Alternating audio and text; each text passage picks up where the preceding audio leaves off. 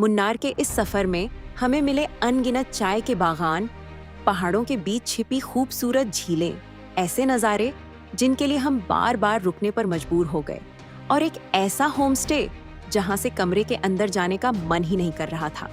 लेकिन इस सफर की शुरुआत होने से पहले हमारे साथ एक ऐसा ट्विस्ट हुआ जिसने हमारी पूरी ट्रिप को बदल दिया।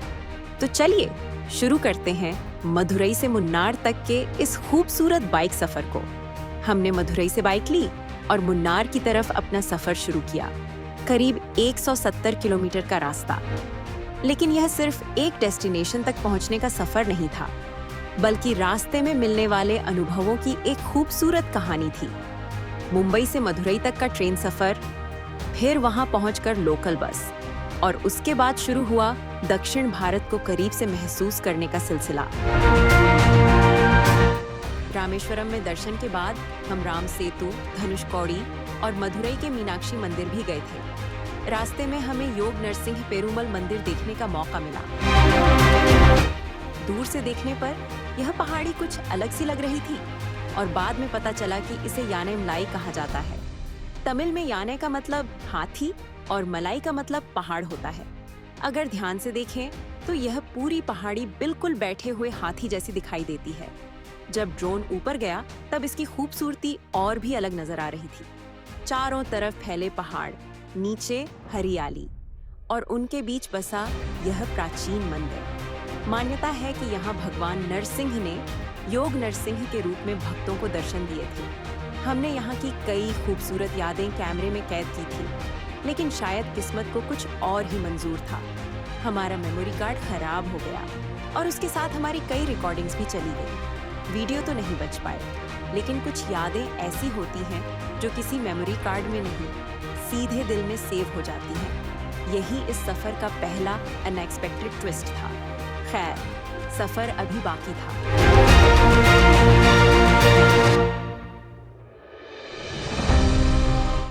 लेकिन सफर यही नहीं रुकता। अब रास्ता मुन्नार की खूबसूरत पहाड़ियों की तरफ मुड़ रहा था। रास्ते बदलते रहे, मंजिल वहीं रही। सुनहरे खेत, नारियल के पेड़ और दूर दूर तक फैली हरियाली। सफर धीरे धीरे अपना रंग दिखाने लगा था। रास्ते में कई छोटे छोटे मंदिर भी मिले। दक्षिण भारत की एक बात मुझे हमेशा खास लगती है। यहाँ हर कुछ किलोमीटर पर आस्था का एक नया रूप दिखाई देता है। रंग बिरंगे गोपुरम और एक ऐसी सादगी जो सीधे दिल तक पहुंच जाती है।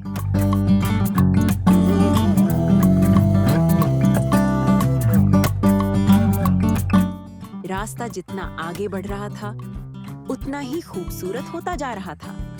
सच बताऊं, हमने सोचा भी नहीं था कि मुन्नार पहुंचने से पहले रास्ते में इतने खूबसूरत नज़ारे देखने को मिलेंगे।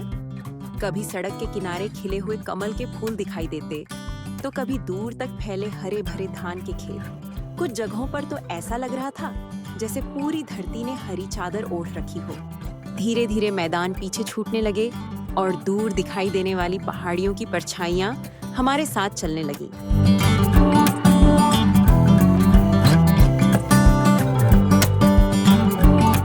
और फिर शुरू हो गए केले के बागान। जहां तक नजर जा रही थी, बस केले के पेड़ ही दिखाई दे रहे थे। पहली बार इतने बड़े पैमाने पर केले की खेती को इतने करीब से देख रहे थे। सड़क के दोनों तरफ फैली हरियाली और बीच से गुजरती हमारी यह छोटी सी यात्रा। कुछ रास्ते ऐसे होते हैं जहां मंजिल से ज्यादा रास्ता खूबसूरत लगने लगता है। ये सफर भी बिल्कुल वैसा ही था। कहीं नारियल के पेड़, कहीं केले के बागान और कहीं दूर तक फैले खेत। हर कुछ मिनट बाद कोई ना कोई ऐसा नजारा मिल जाता था जिसे देखकर मन करता था कि बस बाइक रोककर थोड़ी देर वहीं खड़े रहें। सड़क के दोनों तरफ लगे ऊंचे ऊंचे पेड़, चलती हुई ठंडी हवा और ऊपर से बिल्कुल साफ आसमान। ऐसा लग रहा था जैसे प्रकृति हमारे पूरे रास्ते का स्वागत कर रही हो। इन रास्तों पर चलते हुए एक बात बार बार महसूस हो रही थी कि कभी-कभी सफर का सबसे खूबसूरत हिस्सा वो जगह नहीं होती जहां हम पहुंचने वाले होते हैं, बल्कि वो रास्ते होते हैं जो हमें वहां तक लेकर जाते हैं। कमल से भरे तालाब, धान के खेत, केले के बागान और हर तरफ फैली हरियाली। मुन्नार अभी दूर था, लेकिन सफर ने हमें खूबसूरत सरप्राइज देना शुरू कर दिया था। और यही वजह है कि हमें रोड ट्रिप्स इतनी पसंद हैं, क्योंकि यहाँ मंजिल से पहले ही यादें बननी शुरू हो जाती हैं। हर गुजरते किलोमीटर के साथ एहसास हो रहा था कि असली खूबसूरती अभी आगे हमारा इंतजार कर रही है। साउथ इंडिया का सफर हो और ताज़ा नारियल पानी न पिया जाए, ऐसा कैसे हो सकता है? तो हमने भी एक छोटा सा ब्रेक लिया। इतनी देर की राइड के बाद ये सिर्फ नारियल पानी नहीं था, बल्कि पूरी एनर्जी रिचार्ज करने जैसा था। और फिर सीधे रास्ते खत्म होने लगे। पहाड़ों की पहली चढ़ाई शुरू हो चुकी थी। मुन्नार हम आ रहे हैं। हर मोड़ के साथ मौसम बदल रहा था, हवा ठंडी हो रही थी और आसपास की हरियाली और भी गहरी होती जा रही थी। हम जनवरी में यहाँ आए थे, लेकिन हरियाली देखकर ऐसा बिल्कुल नहीं लग रहा था कि मानसून कब का जा चुका है।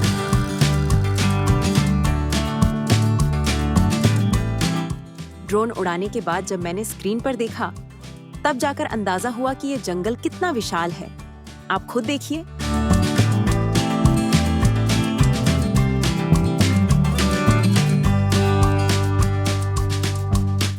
चारों तरफ फैले पहाड़, घना जंगल और उसके बीच से गुजरती है अकेली सड़क। सच में नेचर के सामने हम कितने छोटे हैं।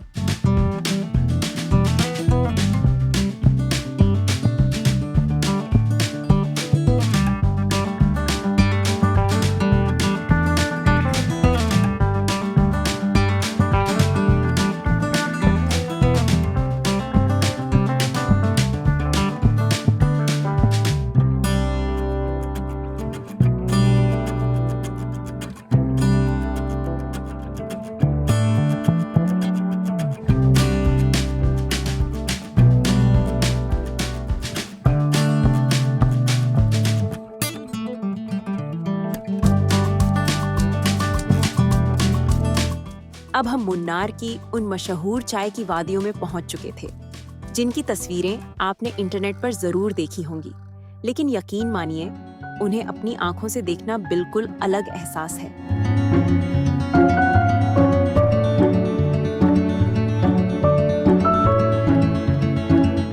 हर मोड़ के बाद लगता था, अब इससे खूबसूरत दृश्य नहीं मिलेगा, और अगला मोड़ हमें गलत साबित कर देता था। वैसे तो हम घर पर चाय बहुत कम पीते हैं, लेकिन ऐसे मौसम में चाय को मना करना भी मुश्किल होता है। और ऐसा सफर हो तो रास्ते की टपरी पर एक चाय तो बनती ही है। ठंडी हवा, सामने पहाड़ और हाथ में गर्म चाय। उस पल में सब कुछ परफेक्ट लग रहा था। रास्ते में पहाड़ों के बीच बहता पानी, पत्थरों पर गिरती छोटी छोटी धाराएं और प्रकृति की अपनी एक अलग ही धुन। कभी-कभी सफर की सबसे खूबसूरत चीजें वही होती हैं जो प्लान का हिस्सा नहीं होती।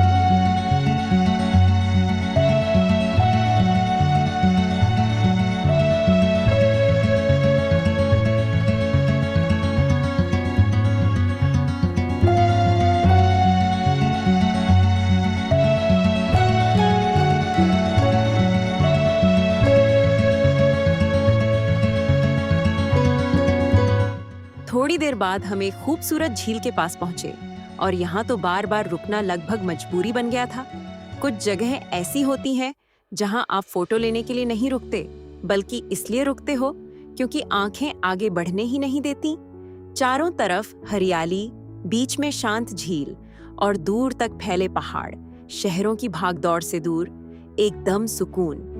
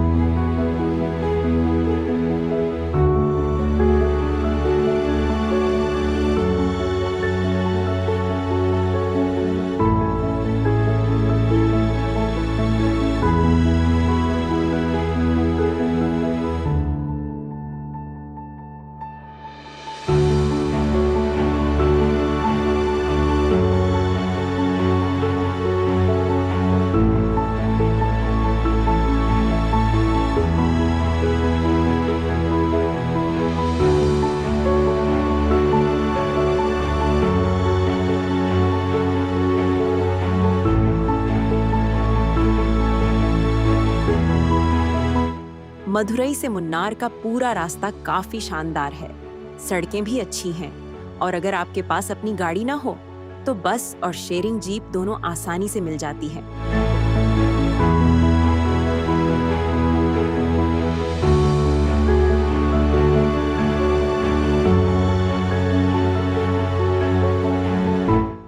हमने एक और छोटा सा ब्रेक लिया और इस बार हम सीधे चाय के बागानों के बीच पहुंच गए। वैसे क्या आपको पता है, एक समय ऐसा था जब ब्रिटिश लोग चाय चीन से मंगवाते थे, लेकिन बाद में उन्होंने भारत में ही चाय उगाने का फैसला किया और फिर दक्षिण भारत के इन पहाड़ों में चाय की खेती शुरू हुई।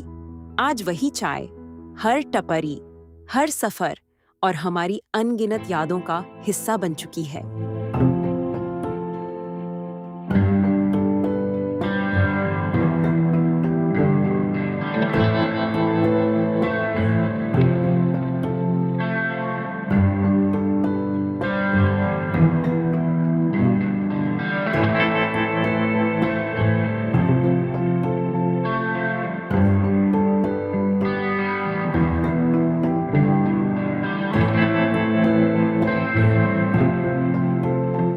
वहाँ के लोगों से बातचीत हुई और उन्होंने हमें इस पूरी प्रक्रिया को करीब से समझने का मौका दिया।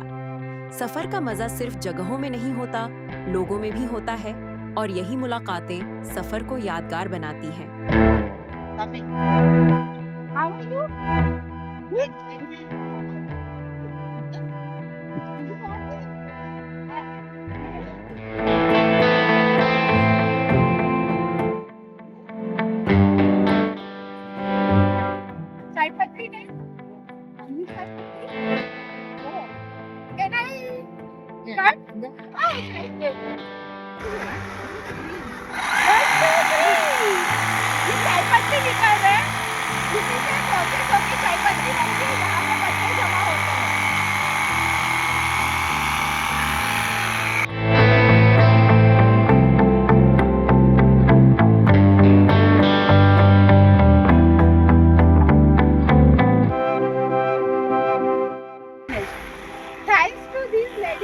इन्होंने मुझे ये प्रोसेस करने का सौभाग्य दिया।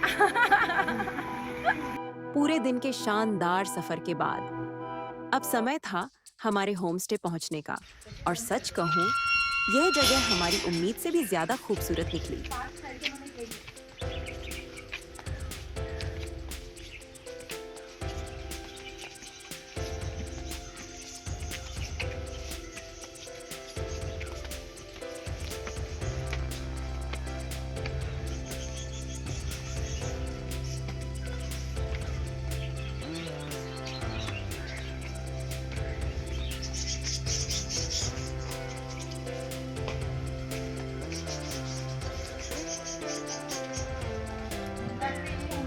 का घर है।